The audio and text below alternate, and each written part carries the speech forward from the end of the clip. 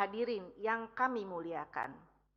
Pada kesempatan yang baik ini, kami sampaikan IHPS kedua tahun 2025 yang memuat ringkasan 685 laporan hasil pemeriksaan atau LHP yang terdiri atas 7 LHP keuangan, 237 LHP kinerja, dan 441 LHP dengan tujuan tertentu atau DTT.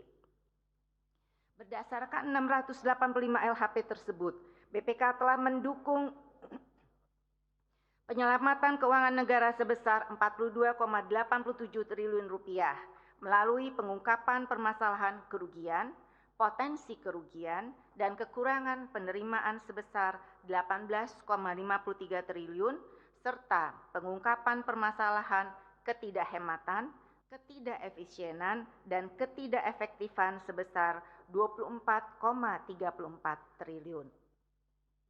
Selain itu, BPK turut berperan dalam memperbaiki tata kelola keuangan negara, diantaranya melalui dukungan pemberantasan korupsi serta penegakan hukum dan peraturan perundang-undangan. Upaya ini dilaksanakan melalui pemeriksaan investigatif dengan nilai indikasi kerugian negara sebesar 274,60 miliar dan hasil penghitungan kerugian negara dengan nilai kerugian negara sebesar 6,8 triliun rupiah serta pengungkapan illegal drilling yang dilakukan oleh masyarakat yang kemudian dibeli dan dibebankan sebagai cost recovery ke negara sebesar 1,71 triliun rupiah. Melalui IHPS kedua tahun 2025, BPK menyajikan hasil pemeriksaan tematik terkait pilar strategis pembangunan nasional, yakni ketahanan pangan dan pembangunan manusia. Hasil pemeriksaan mengungkapkan permasalahan signifikan beserta rekomendasinya yang bersifat lintas kementerian atau lembaga atau BUMN atau cross-cutting untuk mensinergikan kebijakan yang terfragmentasi sehingga efektivitas program atau kegiatan pemerintah dapat lebih optimal. Hasil pemeriksaan tematik nasional ketahanan pangan menunjukkan beberapa capaian positif yang telah dicapai dari program tersebut. Di antaranya, produksi beras di tahun 2025 sebanyak 34,71 ton atau naik sebesar 13,36% dibandingkan tahun 2024 dan kebijakan serap gabah tahun 2025 berhasil menyerap beras dalam negeri untuk cadangan beras pemerintah sebanyak 3 juta ton tanpa impor. Adapun permasalahan yang ditemukan serta rekomendasi cross-cutting pada pemeriksaan tematik nasional ketahanan pangan diantaranya adalah: pertama, data dan sistem informasi yang digunakan belum optimal dalam mendukung pengambilan kebijakan pangan, antara lain informasi pangan pada sistem informasi pangan dan gizi yang belum tersedia lengkap. Untuk itu, BPK merekomendasikan kepada Menteri Koordinator Bidang Pangan agar melakukan koordinasi dengan semua kementerian lembaga yang terkait dalam mendapatkan masukan atas konsep pembangunan data dan sistem informasi yang lebih terstruktur serta kepada Kepala Badan Pangan Nasional atau Bappenas, Menteri Pertanian, dan Menteri Pekerjaan Umum untuk menyempurnakan sistem informasi yang dimiliki oleh masing-masing kementerian sehingga terwujud ekosistem data pangan yang saling berbagi pakai. Yang kedua, Rencana Pangan Nasional atau RPN dan Rencana Aksi Nasional Pangan dan Gizi atau RANPG tahun 2025 sampai dengan 2029 belum ditetapkan oleh pemerintah. Untuk itu, Menko Bidang Pangan agar mempercepat penetapan dokumen RPN tahun 2025-2029 dan RANPG tahun 2025-2029. Yang ketiga, terkait desain dan kebijakan ketersediaan, masih terdapat permasalahan perencanaan, ekstensifikasi, dan intensifikasi yang belum mempertimbangkan kebutuhan dan kesesuaian calon lahan. BPK merekomendasikan Menteri Pertanian untuk menetapkan perencanaan berdasarkan kebutuhan dan kondisi real lahan serta berkoordinasi dengan Kementerian Pekerjaan Umum terkait irigasi. Pimpinan dan para anggota DPR serta hadirin yang kami muliakan, dalam lingkup pembangunan manusia, IHPS ini mencatat sejumlah capaian strategis yang telah diraih. Di antaranya, Pemda telah melakukan upaya percepatan penuntasan TBC dengan menjadikan target indikator penemuan, pengobatan, dan pencegahan TBC yang ditetapkan pemerintah pusat sebagai target kegiatan penuntasan TBC di daerah. Adapun permasalahan yang ditemukan serta rekomendasi cross-cutting pada pemeriksaan tematik nasional pembangunan manusia antara lain yaitu yang pertama, terkait desain kebijakan. BPK mengidentifikasikan bahwa norma, standar, prosedur, dan kriteria atau NSPK, pengaturan proses bisnis terkait pembangunan manusia bidang kesehatan dan pendidikan yang bersifat lintas sektoral belum seluruhnya ditetapkan.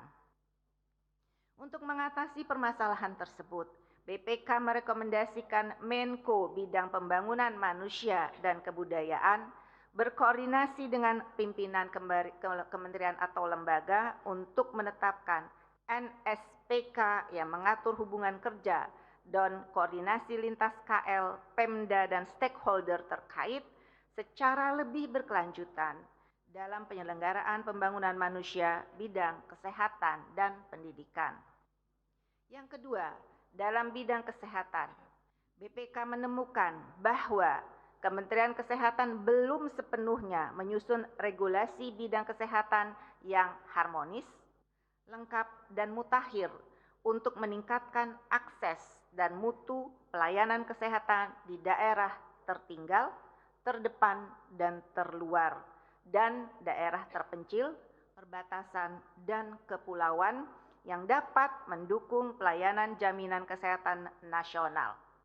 Untuk itu, BPK merekomendasikan Menteri Kesehatan agar melakukan koordinasi dengan BPJS Kesehatan dengan melibatkan Kementerian Dalam Negeri untuk memperjelas regulasi dan mekanisme pemberian kapitasi khusus untuk fasilitas kesehatan tingkat pertama di daerah 3T dan DTPK.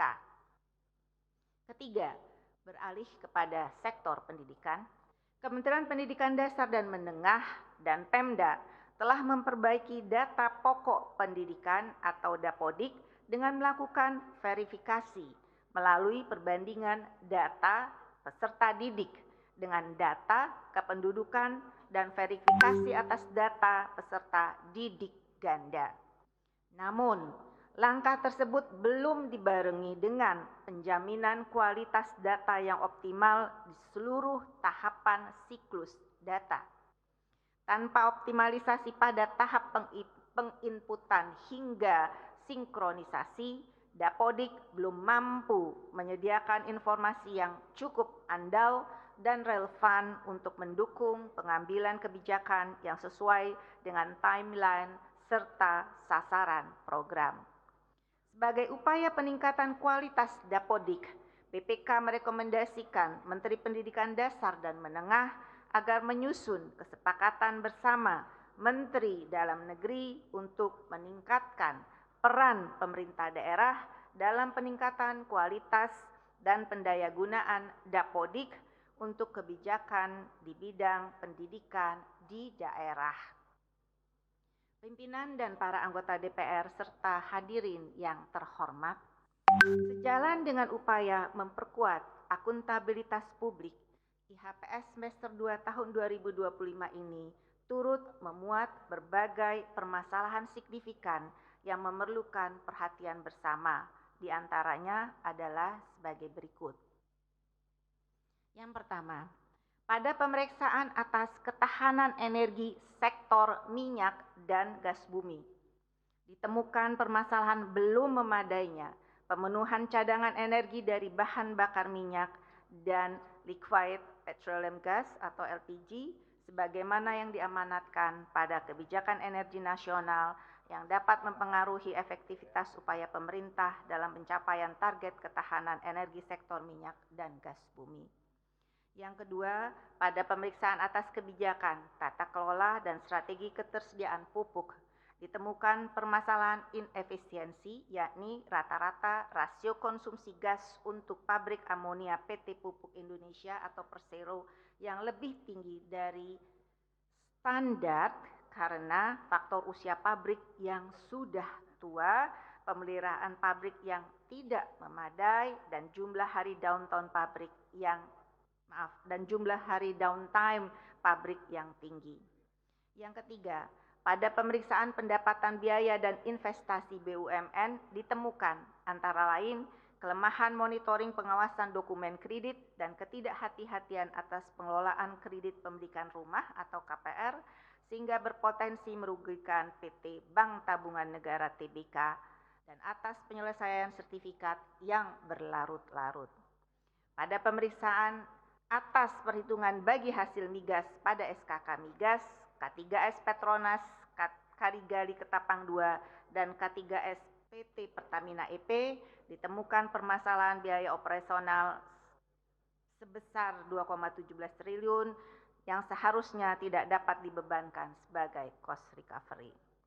Pimpinan dan anggota DPR yang terhormat, IHPS tahun 2025 juga mengungkapkan hasil pemantauan atas pelaksanaan tindak lanjut rekomendasi BPK.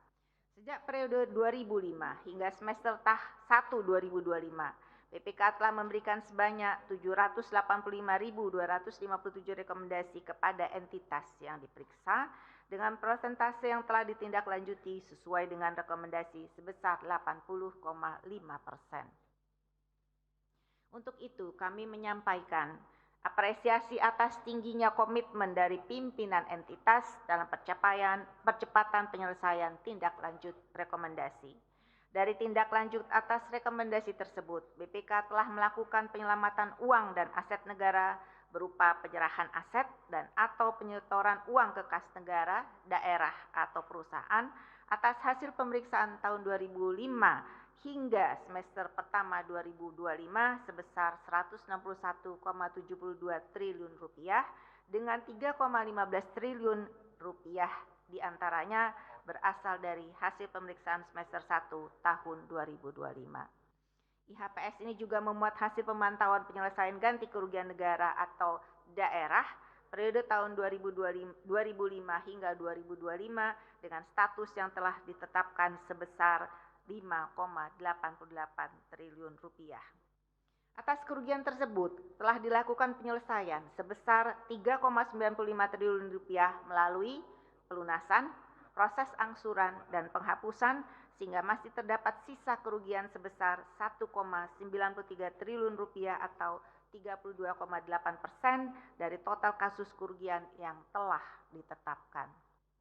Selain itu, IHPS ini juga memuat pemantauan atas laporan hasil pemeriksaan investigatif dan penghitungan kerugian negara serta pemberian keterangan ahli periode 2017 hingga 2025 dengan rincian sebagai berikut.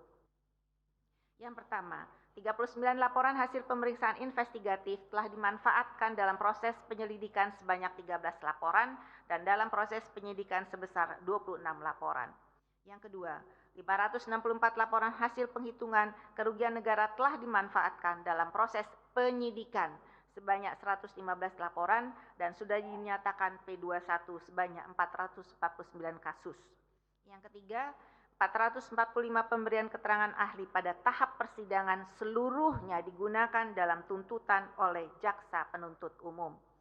Seluruh informasi lengkap dalam IHPS dan LHPBK semester 2 tahun 2025 ini dapat diakses oleh pimpinan dan anggota DPR yang terhormat melalui laman ihps.bpk.go.id. Pimpinan dan para anggota DPR serta hadirin yang kami muliakan, perkenankan kami atas nama Badan Pemeriksa Keuangan Republik Indonesia menyampaikan Apresiasi setinggi-tingginya kepada pimpinan dan seluruh anggota DPR RI atas sinergi yang telah terangkai kuat. Kolaborasi ini merupakan fondasi utama bagi BPK dalam menjalankan mandat konstitusional sebagai lembaga pemeriksa yang bebas dan mandiri dalam mengawal pengelolaan keuangan negara. Di tengah dinamika global dan tantangan nasional yang kian kompleks, penguatan sinergi menjadi kebutuhan mutlak agar APBN kita tetap tangguh dan tepat sasaran di masa mendatang. Kiranya Allah Subhanahu wa Ta'ala, Tuhan yang Maha Esa, senantiasa meridhoi langkah bersama kita dalam membangun bangsa dan negara Indonesia yang sangat kita cintai ini. Amin. Wabillahi taufik wal hidayah. Wassalamualaikum warahmatullahi wabarakatuh. Om Santi Santi Santi Om. Persiapan acara penyampaian ikhtisar hasil